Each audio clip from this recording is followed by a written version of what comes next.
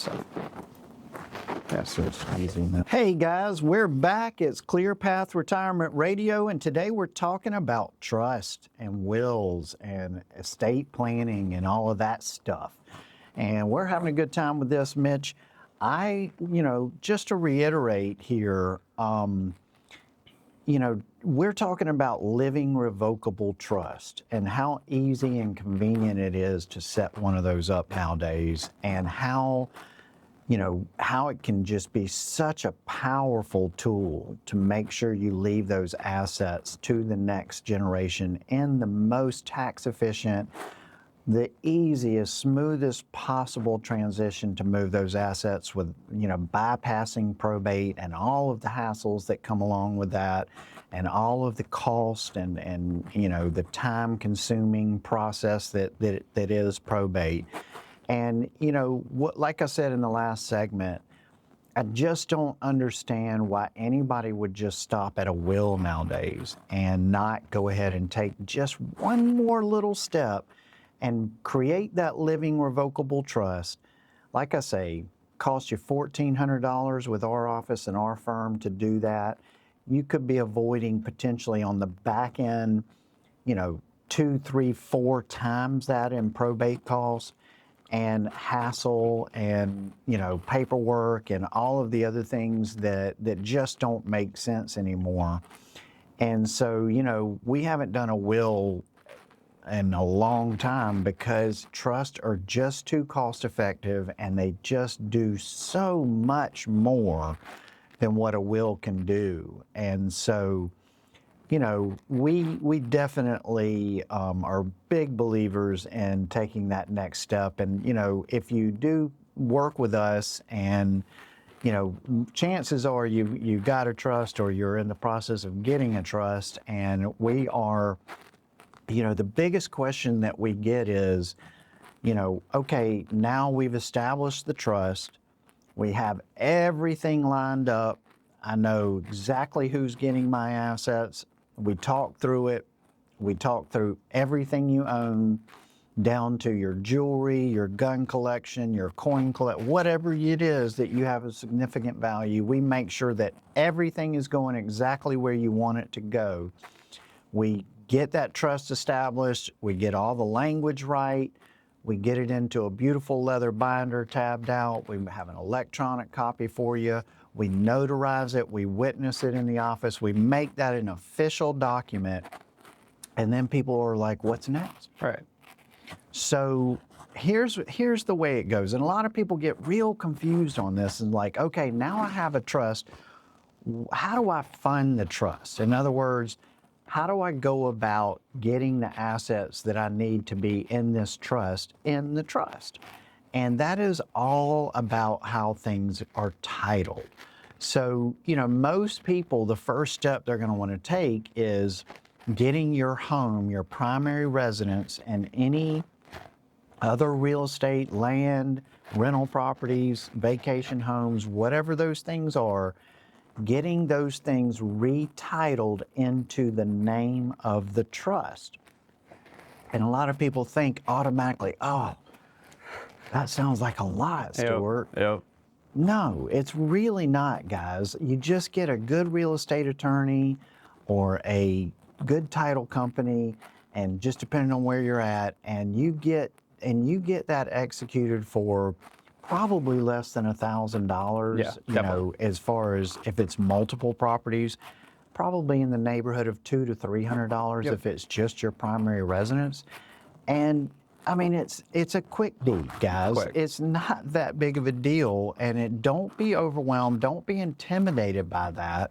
It's really not a big deal. And then people will always say to me, but Stewart, we might sell our home. Go. How does that work? So, you got to understand, to make this make sense, let's understand the living revocable trust a little bit more. This is, people get scared of the, I'm going to sell, or the permanentness of this, right? With the big difference, and there's always a misconception here, with the living revocable trust, it's not its own tax entity yet. You still own it. It's still using your social security number. You still own it, and you can, hence the word revocable, you can make as many changes to it as you want. So a lot of people are like, oh, I don't want to put stuff into trust yet. I mean, I don't know what I'm going to do in the next 10 years, right? So when we create this living revocable trust, you still have complete ownership of the property or whatever the asset that is titled in the trust is. You can still change it and do whatever you want. If you go to sell the house, it's as simple as selling it without the trust, as long as it's a revocable trust. Now, if we put things in irrevocable trust, which most people won't have, that's a different story. But what we're doing for 99% of people is that living revocable trust, where you still own it, your tax ID is still yours. The ownership, you can change anything, you can change beneficiaries, you can do whatever you want. But once you pass away, then it becomes irrevocable. And that's when the true power of the trust is. But while you're alive, you have full flexibility with that. That's right. You have complete control of the trust. And, you know, if you go to sell your home, basically what happens is the trust sells your home, but you own the trust. So it's that extra layer of you know, protection between you and the actual ownership, which does protect you against other things as well, like predators and creditors. But you know, the basically all that happens is on the documents that you would use to sell the home, you would just use the trust name in the place of your name. That's it. It's no big deal. And then if you go buy another piece of property or another home, then you would just have that titled into the trust when you do that. And all that takes, guys, is when you get a trust, there's one page of that trust called the certification of trust page. And on that page, it's got everything they need. And so you can just give them that one page from the trust document and say, I want this property titled in my trust, or I want this new home titled in my trust. It's no big deal. It doesn't cost you any more than if you titled it in your name. So it's that stuff is just simple. It's easy. There's no, you know, like Mitch said, there's no separate tax return. There's no EIN for a trust. It's just your social security number. It's very simple, guys. We over complexify this situation. We get it all convoluted in our heads, and it's just not. It's a very simple deal. And it's very easy to do. And, you know, when you go, you can retitle your vehicles in the trust, which is nice because a lot of times vehicles get caught up in trust and people don't want that. They just want it to go to whoever they want it to go to very easily. And, you know, you can retitle just about anything that has a title or a deed or anything like that into the trust. And it just, think of it like a funnel. Once you title that into the trust, it funnels into the trust and then gets distributed according to the trust document and bypasses probate, which is huge. Huge.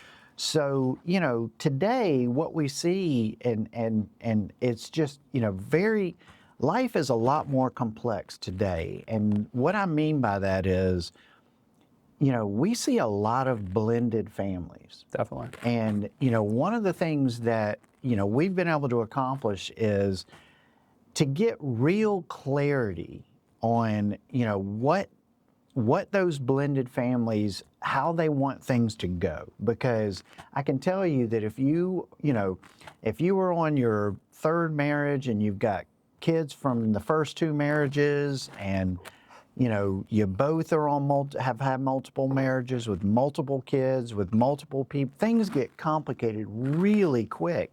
And that makes for a real, you know, planning need to get clarity on, okay, well, if something were to happen to me, how does my estate get distributed? And you might have assets outside of your partner that are only in your name. You might have assets that are jointly held, and then your partner might have assets outside of the marriage that are only in their name. And that stuff gets complicated. And a lot of times, I was just sitting with a couple recently that was in this type of situation, and you know, they had very, very distinct visions of what, you know, they wanted to happen with their assets that were held in their name, as opposed to the assets that were held jointly with their current marriage. And so, you know, the only way to really get clear and to really make that a smooth transition is to have something like a living revocable trust that can really, where we can sit down and in a, you know, an hour and a half meeting, you can talk me through like, hey, I want this child to get this. I want this child to get this. we just had a situation where one child owned a percentage of the parent's home, and they wanted to make sure that if something happened to them, that child got, a distinct share of the home value prior to the rest of it being split up between the other siblings. I mean, these are complicated situations that can be addressed, and we do it every single day in our office. I mean, we've got situations where one spouse, owns the home and the other spouse just lives there, and they're not on the deed, and that one spouse says to us, "Hey, if something happens to me, I want my spouse to be able to live in the home as long as they're alive, and then once they're gone, I want it split evenly between my natural children." And we can create that scenario inside of a trust and make sure that that's able to happen legally, and that you don't have to just rely on your kids telling you, "Yeah, we're gonna make that happen or let that happen," because the truth is life changes, people's feelings change, and the day that a week after you're gone, they may have a change of heart and say, "No, we want this old man out of here, and we want to sell this house and get our money now." So you can protect against those sort of things. And listen, guys, if these thoughts are going through your head, if you're laying in bed at night and you're having these kind of thoughts about, "Oh my gosh, what would happen here? What would happen there?" just you come to clearpathretirement.com. Give us a call, 864-775-5033. Let us know you want to sit down and just have a real conversation about these issues, and help us to alleviate that anxiety you're feeling by answering these questions. Guys, we'll be right back. And